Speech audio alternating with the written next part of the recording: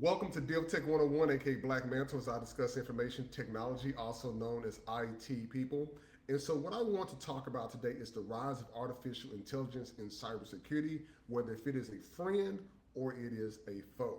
Now, by the end of this particular video, you're going to have a much more of a better idea of what it is and how you would deem whether it is something that you can deal with or something that you should be scared of.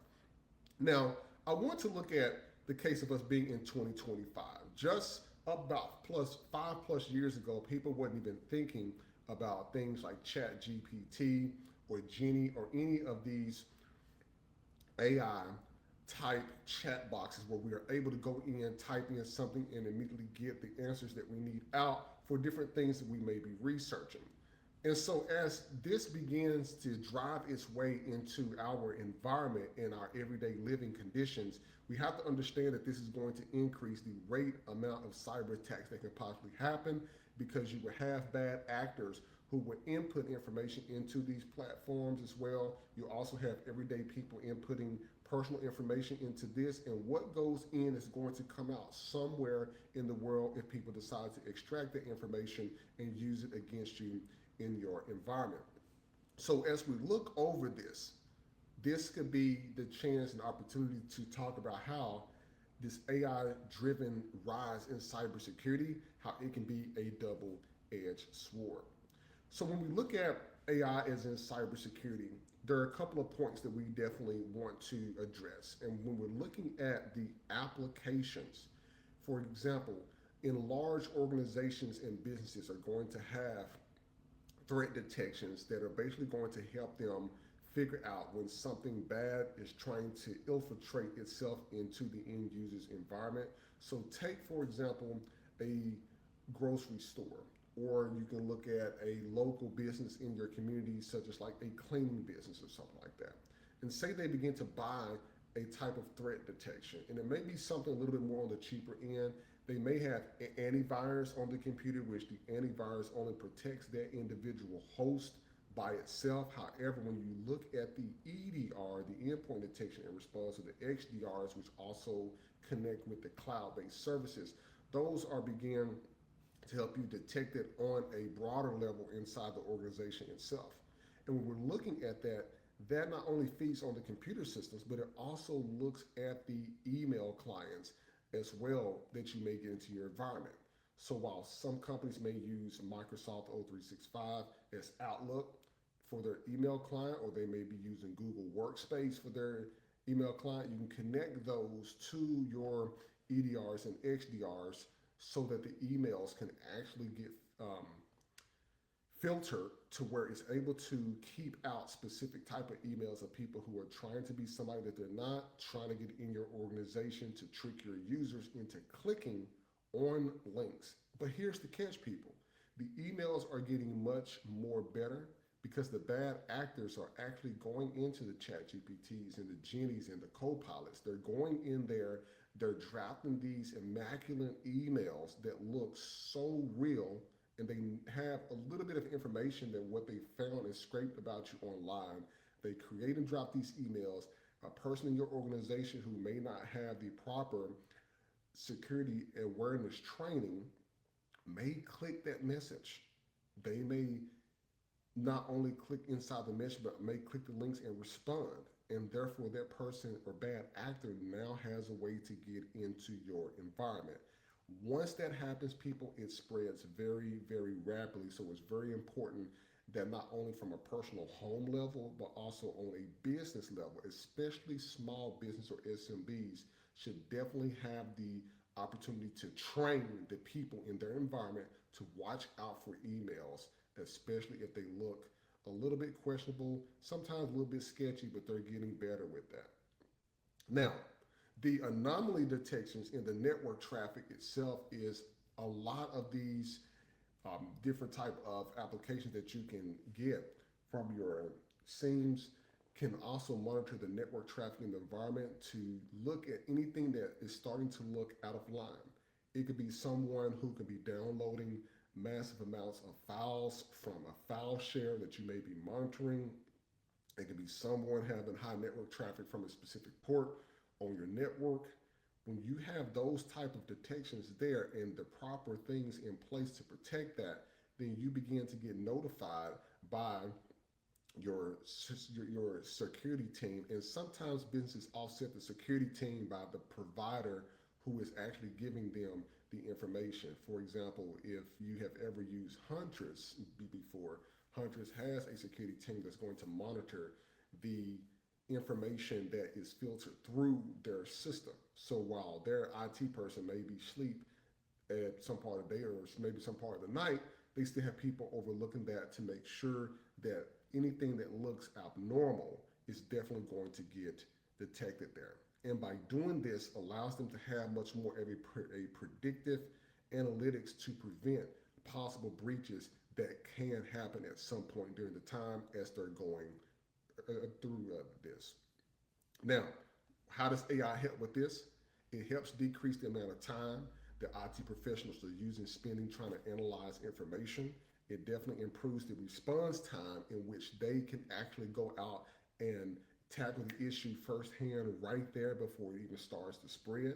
They're no longer having to wait for something bad to happen in order for the threat to be just shut down immediately. Because see, back in the day, they used to have people who would physically sit there and have to look at everything. But now these systems, and compared and added with AI, it's going to help them recognize these particular issues at a faster pace. Now, when we look at the rise of artificial intelligence or AI, what happens if it gets into the wrong hands? So, for example, you can have an IT professional who can then turn from a white hat hacker into a black hat, right? And as this could possibly happen, you can have people out there who are trying to get into cybersecurity who want to actually try and mess up stuff. They can go out and get these script kiddies, which are people who have a little bit of experience in a little bit of hacking, but they basically copy their code from some online platform. They try it against maybe somebody's house or a small business environment, and they will try to take these and automate these phishing and spear phishing attacks onto your environment.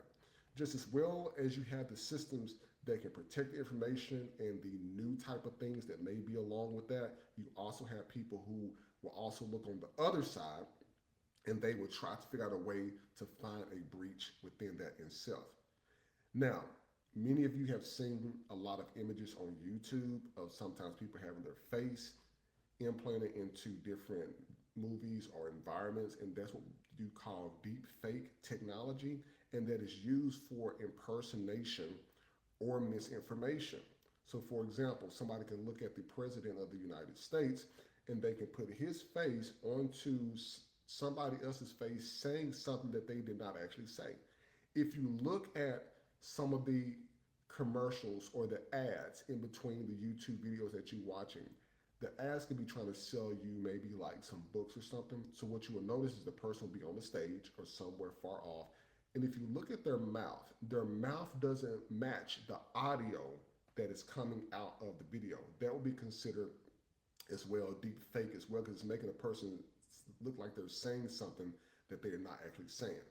There's been one instance where there was a video of Elon Musk doing an interview, and it was talking about investing in some type of new AI technology, and the video and the audio didn't match his mouth. So the person that put out the video was trying to make people think, hey, Elon Musk is saying go out and buy this particular, invest in this particular technology, when in reality he did not actually say that at all. So you have to be very careful with the videos that you are watching, because misinformation is definitely taking place.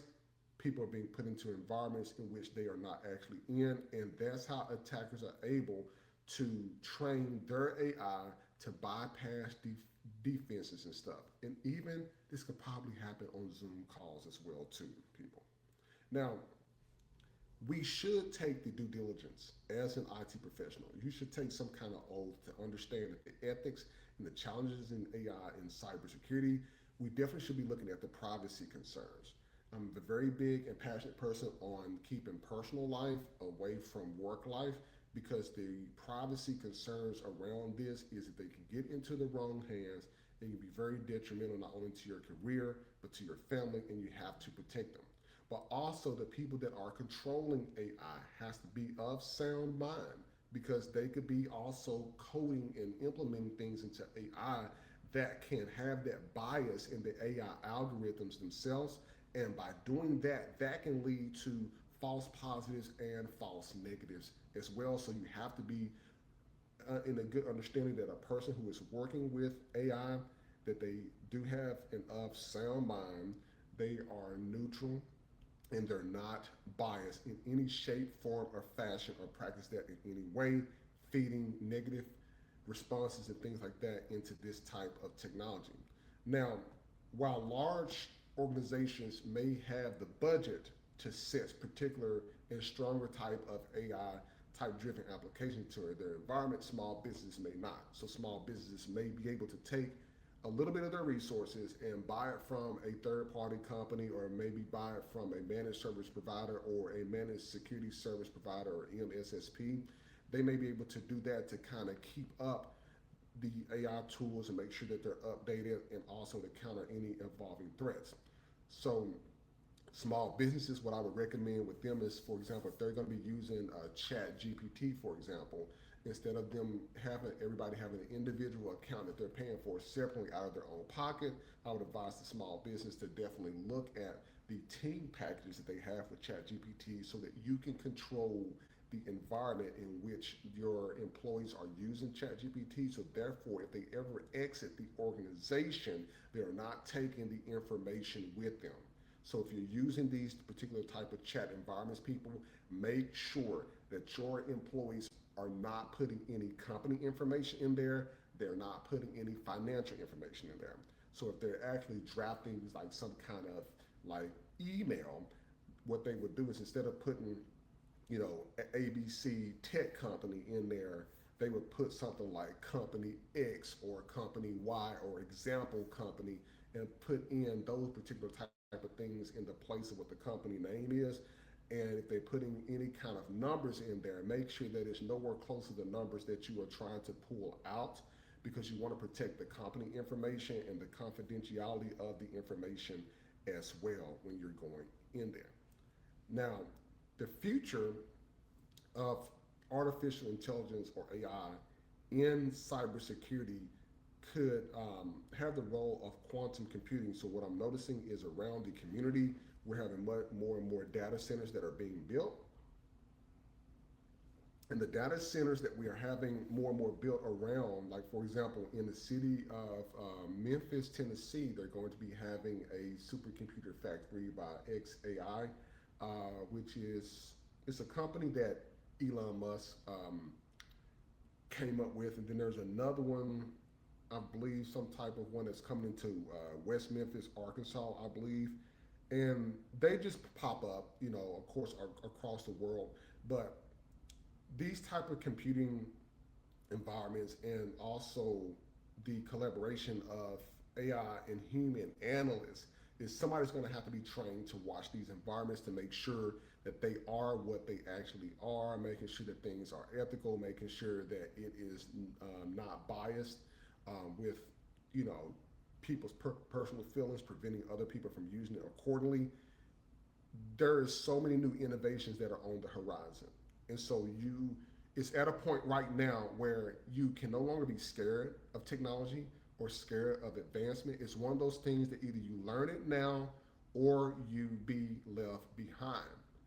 But what I definitely want you to look at, I want to definitely try to keep you as much informed as I can, and also try to consider using some type of AI tool, whether it's in your personal life or if it's in your business and work life, that these AI powered tools can be used to protect your personal and professional data.